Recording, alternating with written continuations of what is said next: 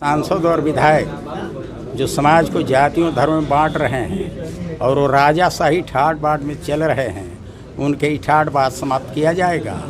उनका pension bodyguard मुफ्त सैर सपाटे और जनता की गाढ़ी कमाई पर मौज गुजार रहे हैं और उसी को पाने के लिए समाज को बांट रहे हैं। इस बेईमानीपूर्ण घसोट लूट को रोका जाएगा। उन्हें सिर्फ वेतन दिया जाएगा, मासिक वेतन, और वह भी उतना ही दिया जाएगा जितना कि आम आदमी का मासिक वेतन होगा, उसके 1.5 गुना से अधिक नहीं होगा। इसके अलावे जितनी अनावश्यक सुविधाएं हैं जो उन्हें राजा ठाट में चलने की परमिशन देती हैं, वो लोकतंत्र के परिकल्पना से बाहर है, जनतंत्र की चीज नहीं है। यह शिविर निर्णय लिया है, उसके खिलाफ हम लोग आंदोलन करेंगे। सरकार इस पर कानून बनाए। ये जो सांसद विधायक राजाशाही ठाट बाट में चलते हैं कि बॉडीगार्ड मुफ्त सैर सपाटी टेलीफोन का खर्च, कार्यालय सचिव, क्षेत्र भ्रमण, ऐच्छिक राशि, ये इसके माध्यम से आम आदमी की गाढ़ी कमाई की जो लुटाई हो रही है, इसके खिलाफ सदन में शिविर में आज प्रस्ताव पारित हुआ है। हम लोग लड़ाई लड़ेंगे। सीवान जिले के लकड़ी नबीगंज प्रखंड स्थित किशनपुरा मदारपुर इंटर कॉलेज के प्रांगण में देश की वर्तमान सामाजिक, आर्थिक और राजनीतिक परिस्थितियों पर गंभीर मंथन करने के उद्देश्य से हालात बदलो चिंतन शिविर का आयोजन किया गया।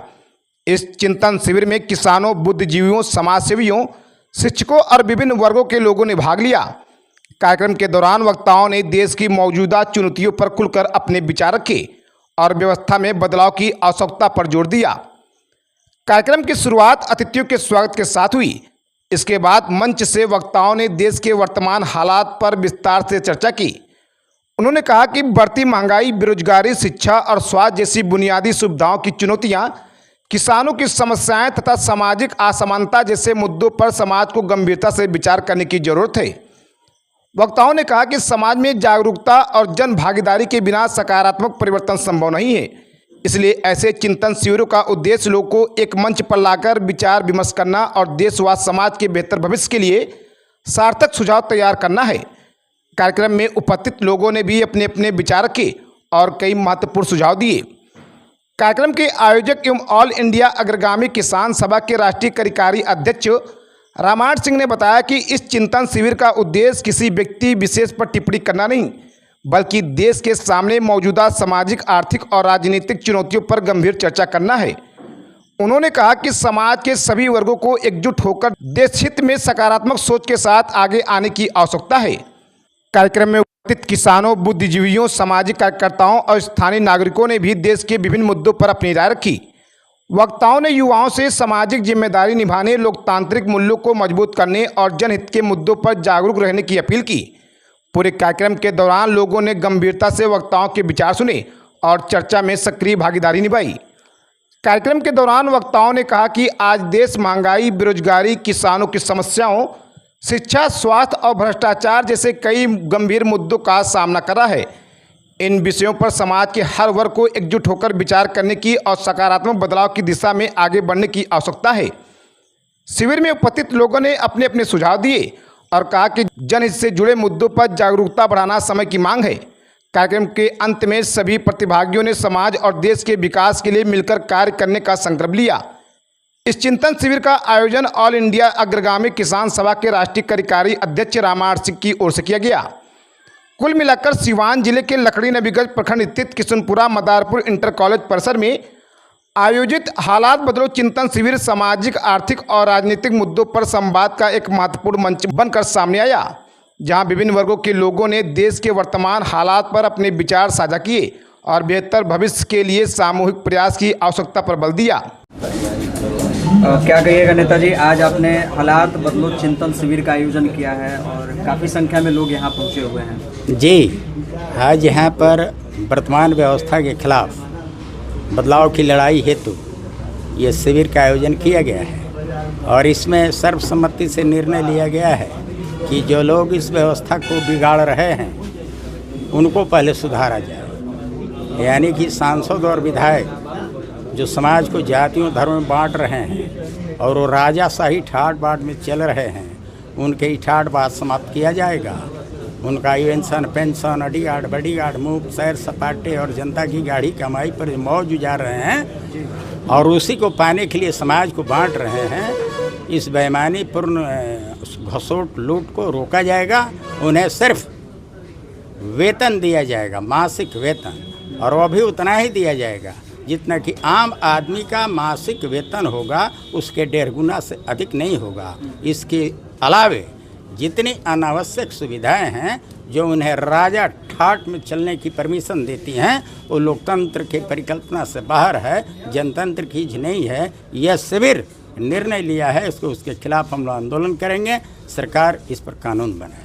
ये जो सांसद विधायक राजाशाही ठाट बाट में चलते हैं कि बॉडीगार्ड मुफ्त सैर सपाटी टेलीफोन का खर्च, कार्यालय सचिव, क्षेत्र भ्रमण, ऐच्छिक राशि, ये इसके माध्यम से आम आदमी की गाढ़ी कमाई की जो लुटाई हो रही है, इसके खिलाफ सदन में शिविर में आज प्रस्ताव पारित हुआ है। हम लोग लड़ाई लड़ेंगे।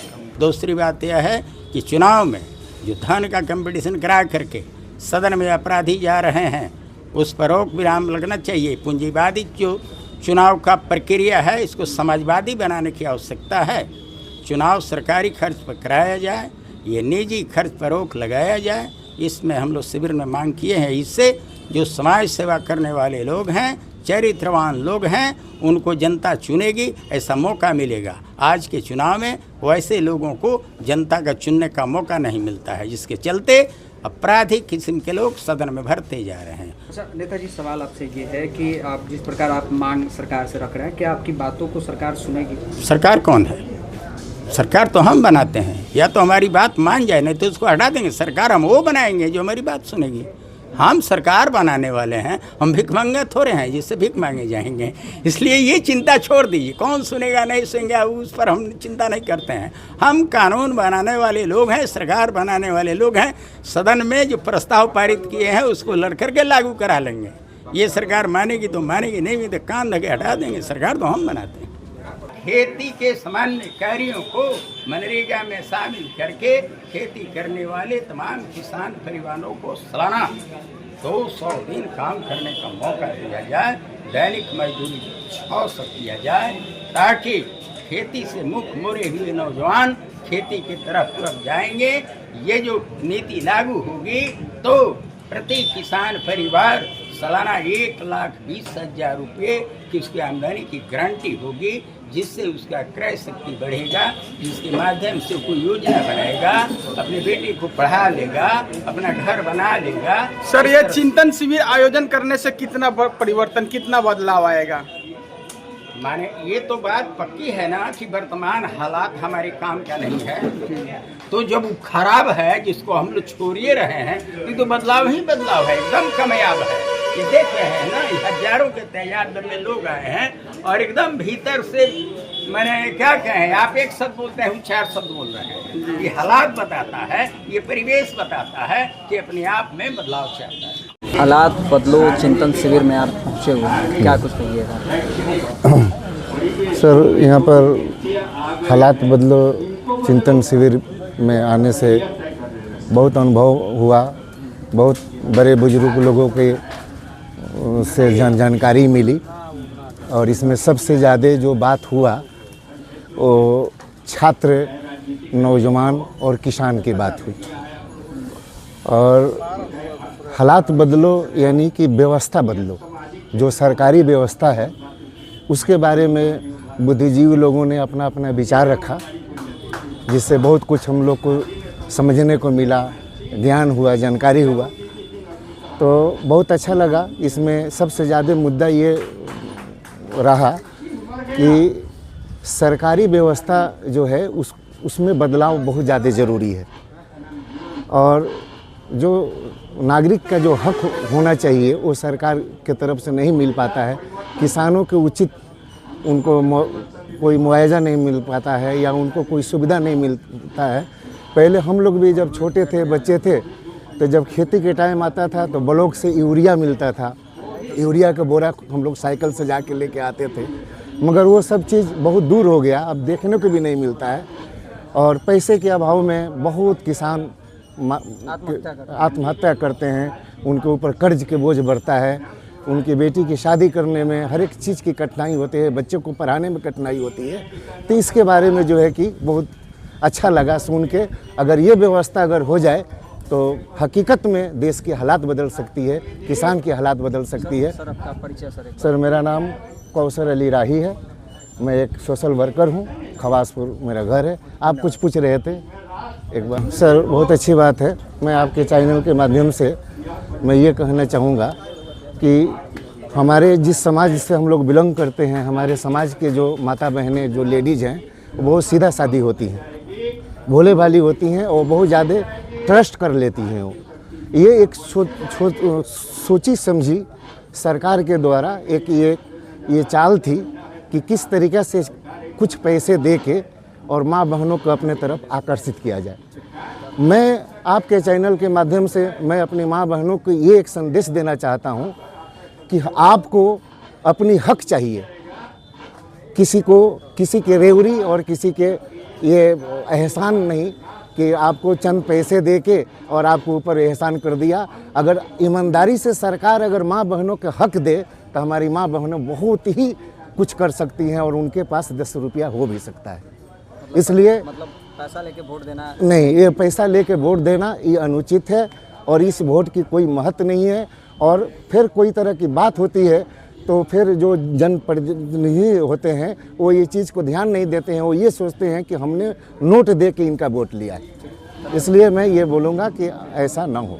आज खबर के पत्रकार धनेश सिंह जी हैं, क्या कुछ कहिएगा? आज एक शिविर लगाया गया था, मतलब हालात बदलो चिंतन शिविर का आयोजन किया, तमाम लोग भी यहाँ पहुँचे हुए थे। सर क्या कुछ कहिएगा इसमें? हालात बदलो चिंतन शिविर का आयोजन हमारे पूर्व जिला पार्षद रामायण सिंह के नेतृत्व में किया गया है। काफ़ी सराहनीय कदम है। एक समय था जब हमारे जननायक जयप्रकाश नारायण जो सिताब दियारा छपरा के रहने वाले थे, उन्होंने भी एक बार जन आंदोलन किया था और ऐसी सरकारों के विरुद्ध आंदोलन छेड़ करके ध्वस्त भी किया था। तो मैं जनता को यह जनादेश और संदेश देना चाहता हूं कि हमारी जनता आज के वर्तमान परिवेश में दिग्भ्रमित हो चुकी है और वो कहीं से न कहीं से लाभांश के श्रेणी पर विशेष ध्यान दे रही है।